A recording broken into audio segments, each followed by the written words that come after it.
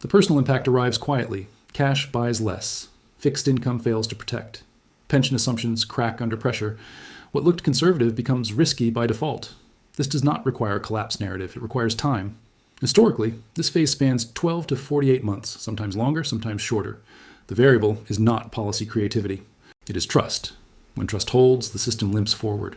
When trust weakens, costs rise. When trust breaks, transitions accelerate. That is why watching behavior matters more than statements. Foreign selling continues. Monetization expands. Inflation lingers. Prices lie. This is not a forecast. It is a sequence observed repeatedly. The only uncertainty is how prepared you are when recognition arrives. Waiting for confirmation is the risk. By the time it is obvious, options narrow. Preparation happens earlier, during discomfort, not during crisis. That is the window still open now. The danger is assuming stability equals safety. In this phase, calm markets mask compounding risk. Returns feel normal while value erodes invisibly. Families feel fine until expenses outrun income. Retirees notice later. Workers notice sooner. The pattern does not warn loudly. It whispers first, then moves.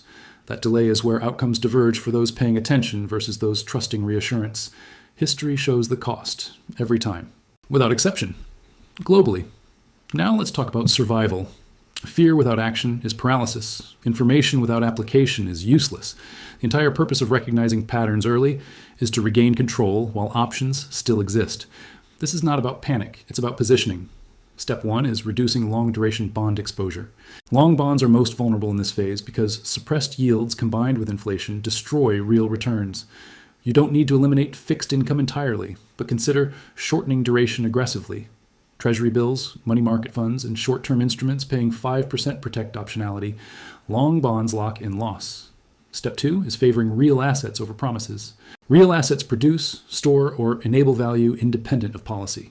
That includes productive businesses, cash-flowing real estate in stable regions, and select commodities exposure.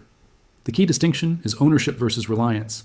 Promises depend on someone else's ability to pay. Assets depend on reality. Step 3 is geographic diversification.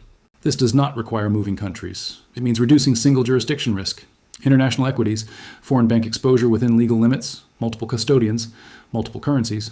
The goal is redundancy. Systems fail where concentration exists.